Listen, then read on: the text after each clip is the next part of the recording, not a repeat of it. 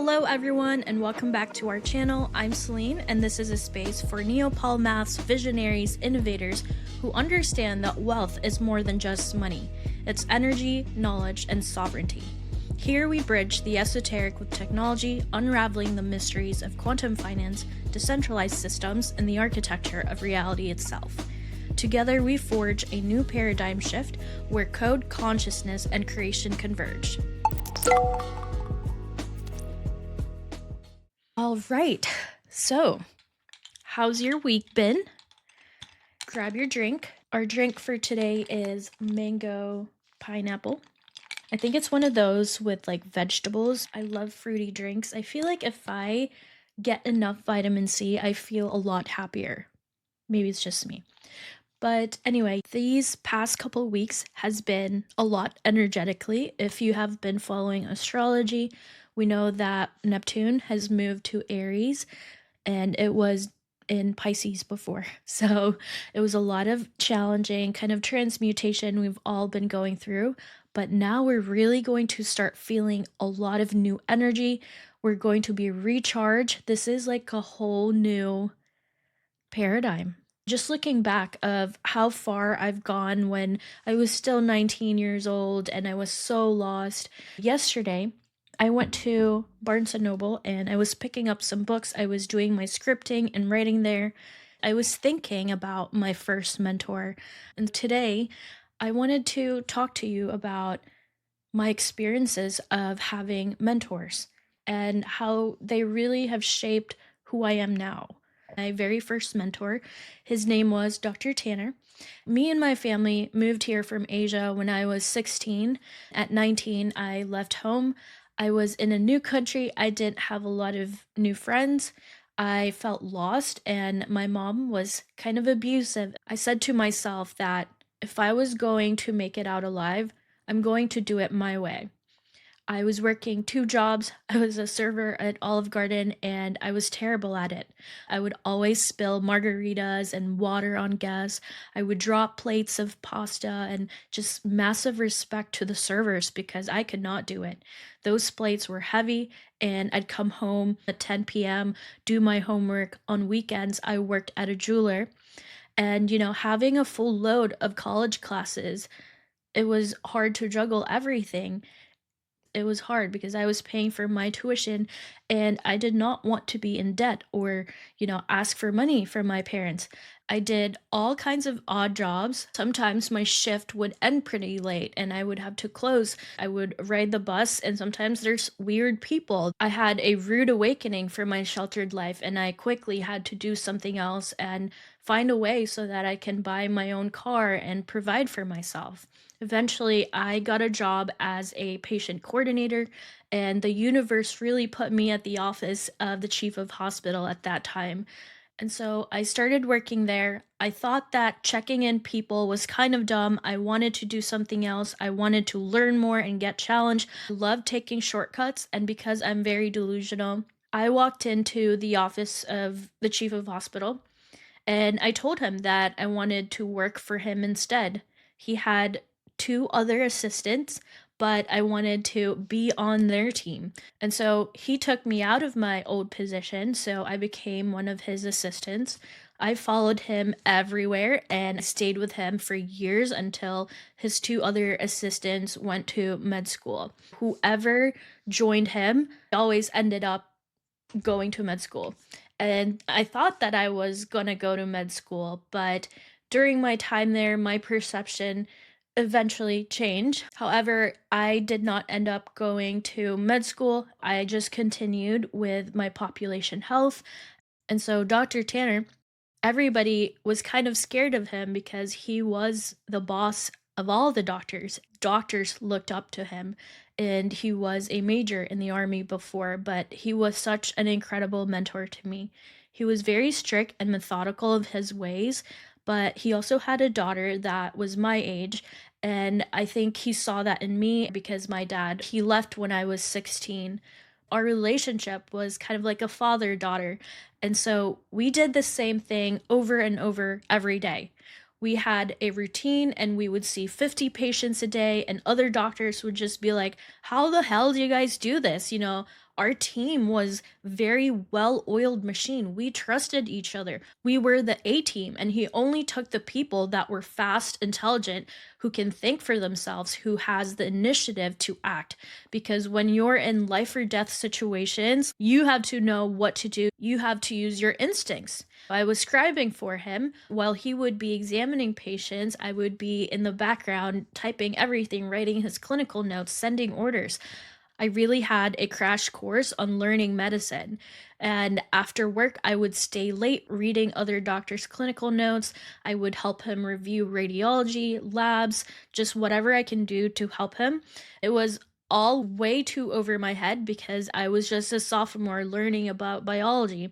I watched him not just emotionally be there, but to really be present and think so fast critically. When we were in life or death situations, it was full on intuition. It was so instinctual, but we were still using our brains. We were just in flow.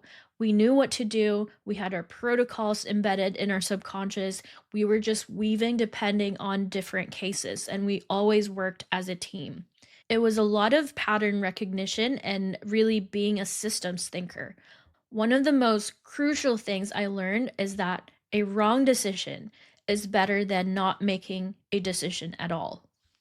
I had to really think fast and be really precise because if I sent a wrong order or a wrong dose, wrong way of taking meds, I can really kill someone. And I learned to fully trust myself with repetition and not be afraid to ask for help or clarity. He did everything so meticulously with precision. Senators and governors would call him, they trusted him with their lives. Going back to my training, I learned how to assimilate, to read the room. He had so many different hacks or how to communicate, just being a good leader. So when you're leveling up, you learn to read people, what to do, what they need, what they want. How do you talk to them? Their mannerism. If you can't assimilate, you are not one of their kind. How can you position yourself to be the one that they trust? I learned to put myself in other people's shoes, to think like them, to see their point of view, and to really listen to understand, then take the next indicated action. I knew what to do before he even said it. And so for 10 years, I was working with him until unfortunately he caught COVID and he passed away. That was really scary because that could have been me and I could have died because we were always together. We were always seeing patients together. During that time, during COVID, I saw a lot of people die. And it was one of those moments where it really scared me enough to not live my life to its full potential. I left healthcare because there was way too many problems in the inside. It was hard to fix. The doctors are apathetic about it. I wanted to do something else and meet other people. So I left on a whim. I didn't know what I was going to do, but I just knew that my higher self had a plan. I just had to trust and to listen. I wanted to work on my website and start building my business. I was at this cafe, middle of the day. This is my Pokemon hunting hours. And I quickly learned about this because you see, you need to get out of the 9 to 5 routine because the real players of the game are out grabbing coffee or lunch, having meetings somewhere. And I've connected with people in elevators, sitting on benches, art galleries. I was open to anything. I was ready to just receive and meet new characters in my movie. During those hours, while the NPCs are working, the real players are out getting data sets, and you will stumble upon them. You just have to be open and start really being interesting. I would just ask my higher self, like, where are you taking me today? What do we need to learn today? Your intuition is always telling you something. Listening is such a vital skill because if you trust your intuition, it will tell you to go left, go right, stop, go, here. You like this, you don't like this. Listen, really listen. Use your discernment and figure out which are true to me, which ones are not true to me. Does my body say yes or does my body say no? When it was time, another mentor came And I met him at this cafe. He saw me designing, he was very curious. I was great at making people open up because of the skills that I learned in healthcare. I can build rapport in 5 to 10 minutes, read and know what they deeply want and need. It turns out that he was the CEO of UPS, and I didn't even need to apply. I told him everything about my past mentor, and I wanted to learn more about business. I used my vulnerability and honesty, my truth. He hired me. He showed me all of his systems. I got to see everything behind the curtain. A lot of times we focus so much on our hard skills, but we neglect and forget about our soft skills. And having soft skills is the thing that builds connection. And connection is so important in building effortless influence. You have trust, vulnerability, precision, and action. Be open to feedback, iterate, and learn again. I was so terrible with money, but I was forced to learn it. I was managing teams. I had 30 people under me. He made me go to different stores. I was doing a lot of financial things too. He made me do so much spreadsheet, marketing, operations, and so many more. He wanted to put me in all different aspects of his business to really learn from the top down. He wanted me to learn new systems and new ways of thinking. And this was so difficult for me because I'm very intuitive. I use my emotions. Being in healthcare, it's a lot different than using more logic. So I was using my other part of my brain. We were building this neural network. It was like a hub for everything, collaborating with big companies like Amazon, Disney, etc. So much logistics. I was learning about databases and I saw how other small businesses were operating. So within shipping and logistics, there's really just USPS, FedEx, UPS, DHL, and they pretty much are the ones that, are moving packages everywhere. I realized how vital shipping was because if your packages are late, people are going to get mad. Food is not going to get delivered. Amazon was one of our biggest partners. They were already implementing a lot of AI tools, more automation. It's really hard when you're changing systems because it's like you're performing brain surgery. You have to really make small changes while not killing the whole system. I saw things that were inefficient. It was weak foundation and it was a sinking ship hanging on a thread. He didn't have an A team. The turnover was high. There was lack of trust. Overhead was crazy. And so that calling came again. It was time for me to jump ship. I learned a lot about business and it was my time to go full in on my business. After that, people just ask me, "Did you just quit?" It was one of those moments where I've just been putting off going full time on my business, but I knew I had the skills already. And if I was never going to do it, other people will just keep telling me what to do. And I really hated people telling me what to do. I don't know why I was so scared, but I had to do a lot of nervous system regulation to really trust myself that I can do it. And it was the only way. If I don't start my business, other people will have control of my time, other people will have control of my money. Going back to my first mentor, Dr. Tanner, he was a paratrooper and he was one of those doctors that would jump out of planes for combat. He taught me to just jump and you will never know what you will discover. I only listen to people whose life I want and who I deeply respect. Time is the most valuable resource. I knew I wanted to be decentralized. I hate getting told what to do because I'm meant to lead. And so building a personal brand was my top mission. This was crucial because I needed visibility. If I wanted to be relevant, if I wanted to create an impact, change, and have that effortless influence, I had to assert my dominance. I had to figure out, how can people find me? How can they know about me? What am I helping them for? I knew that I was good with my intuition and I had the systems from all the skills that I learned from my previous jobs. I can teach about my experiences. So my first month I made $10,000. My second month I made 12K, then 15K, then 17K. I knew I just needed to be consistent at it. Eventually I found Art Crypto, which amazing platform. They teach about how to safely invest, especially in DeFi, in crypto, all of those things. Being in the right community at the right place at the right time is so crucial. It's who you know that will help you become more successful.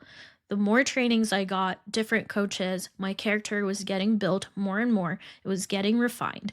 I've always been drawn to the mystical arts, Harry Potter, magical themes, superheroes.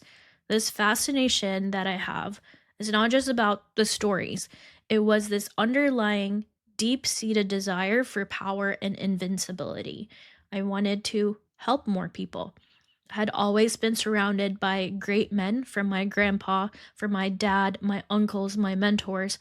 It felt like throughout my whole life, it's been a training ground preparing me to become the best version of myself. One of the things that I help my clients navigate through what they're meant to do in this life is by using our astrology. It is our map. When we came here, the universe gave us this tool so that we don't have to go through life blindly. You just need to learn how to use a map and read this map. Eventually, my path became clearer and clearer. I knew who I wanted to be, where I was heading. Shortcuts aren't bad. You just need to take calculated risk. The best people I knew who were really good with money are the ones that can turn off their feelings, separate money from what they're feeling. And meditation is so important. Never listen to people whose life you don't want. Only take constructive criticism from people you respect. Having a business and being a creator is not just a career choice. It is the ultimate form of self-development. It's about bringing something unique from the mind into reality, offering something intangible to the world that only you can create. Start with being clear. Assign yourself a role. Who are you? Who do you want to be? The moment you understand what type of person you want to be, then you can navigate through the next indicated action. And this goes both ways. When you're around other people, understand what kind of person is in front of you. If you just stop, feel, and listen, you will immediately know what their patterns are, where their fears are, and earning people's trust is how you can gain effortless influence. We don't follow the person who is the loudest and most confident. We follow the person who is easy to follow. Self-mastery, embodiment, and conscious observation, how you communicate, are keys to shifting the filters through which you interpret your experience. Real confidence only lives in a body that feels safe with itself. That is embodiment. Confidence is not who you are, but it is who you decide to become. Who am I now? Who will I then become? It becomes a habit. You step into that role. So if you see a firefighter, an EMT, a doctor, a CEO, a policeman, they know what to do and they're confident about it because they trained for that role. That role will give you permission. It gives you composure. And that composure gives you power. The world does not respond to your insecurities. It responds to your signaling, your commanding. And that signal starts when you decide what role you are in. You deciding a role, that's you sending out your signal. Because confidence doesn't come when you're ready. It comes because you move and act regardless. You're a rocket, a jet, breaking the sound barrier, defying your own gravity. You have to take space, you have to take action. No one is going to knight you to feel confident. It is up to you to decide. The only permission is to act, to trust your own voice, that I am built for this, that I have the superpower, so you stop looking for proof. You install your own permission. Power is energy and vitality. It is self-love in action. We are most often scared to admit that we want power because what we see is power dynamics and collapse. When power dynamics is working in perfect harmony, this is what we call a connection, chemistry, synergy. Your life force, your desires is the gas that moves you. You will slowly lose power and you won't notice it until it's gone. That's why people feel so numb, they don't feel alive anymore. They're basically walking dead. And that's also what happens to your mitochondria. If you're running 70% you won't feel that much of a difference. If you're running 50, 15%, 3%, until you feel crap all the time because you have no more energy. That life force is gone. You see it in people's skin, you see it in people's eyes. There's just no vitality. This results in low motivation, no sexual drive, no desire, depression, anxiety, because it is a misuse of power. That fire can be turned back up. There exists a true power that is regenerative. When that person who is in authority is paying attention, how that attention is working, how it is impacting the other person, and they calibrate accordingly. Power and confidence, composure is the kind of energy that makes the animal and everyone feel safe to offer their genuine resources, their intelligence, their care, their devotion, their creativity, their labor. People love it when they can relax. And there is also great power in a person who can surrender well. If you are embodied, you can feel it. Everything else self-regulates. In many fields, the pathways to power are controlled predominantly by male networks and hierarchies. This can be very difficult for women to gain mentorship, sponsorships, and opportunities they need to advance. That's because they're using the 3D way and not energetics. Embodiment is really important because it is where the information is landing, where it is going in other people and within yourself. And there is always this invisible string between you and who's commanding that energy. I'm going to tell you one last story. I was in with a patient with Dr. Tanner, and this was a psych patient. He was asking us for more narcotics, and he got really angry because the system had failed him. He felt hopeless.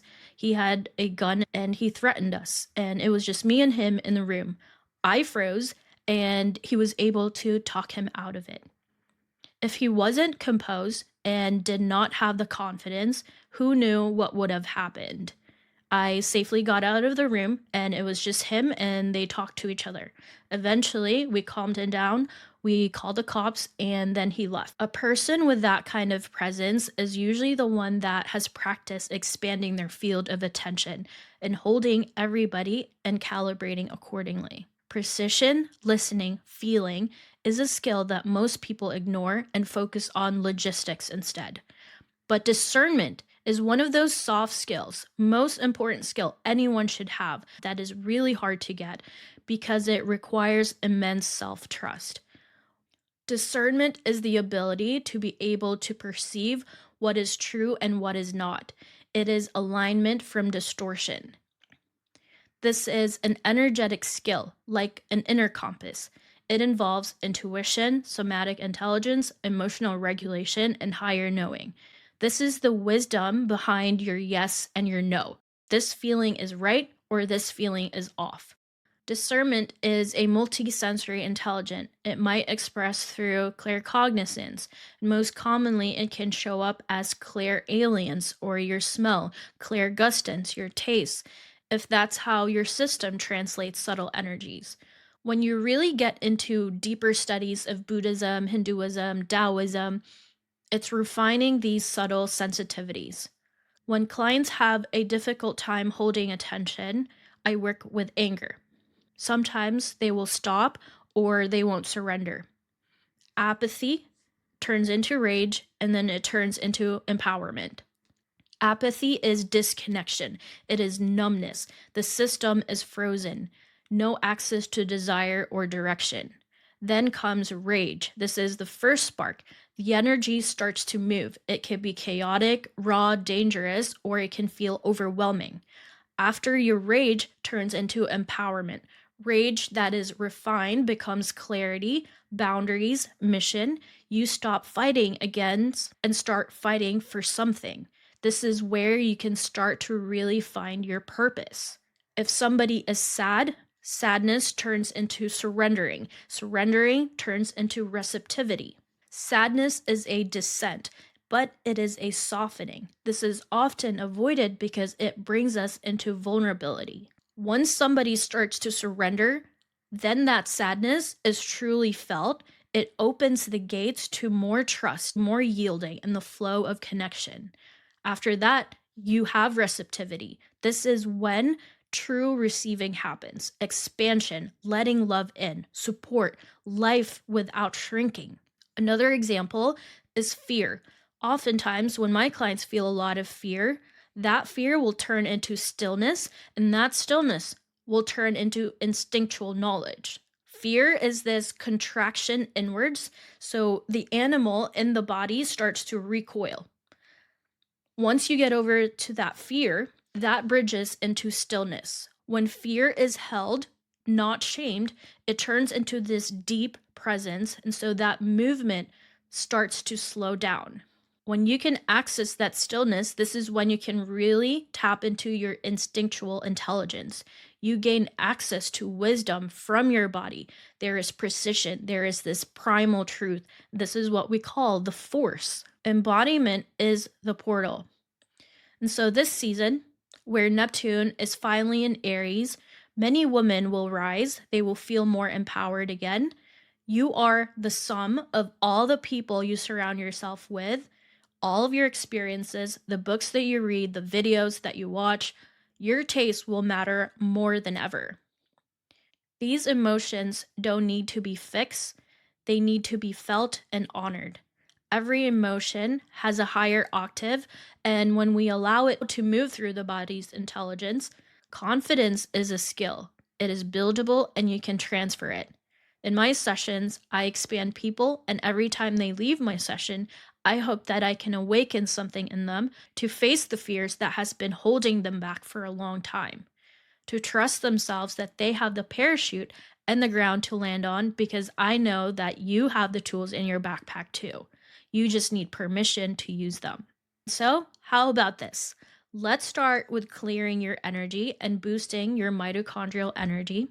Light is energy, light is information, and light is power. I have a preview meditation, but if you want the full transmission and activation, I will link it down below.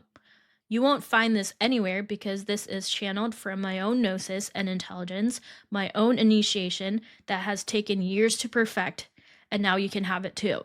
There is really no price for this kind of work because it's raw energy. I'm reweaving your inorganic blueprint, tech that science doesn't have yet, but you will feel it. You will start to slowly regain energy, more power, more clarity, less fog, deep cellular frequencies that will penetrate the deepest parts of your microbiology. I have the link down below if you are serious about becoming and staying one of the new humans. I've had tons of reviews from my clients, and I know that it works. That is it for today. I hope you enjoyed this episode. Peace.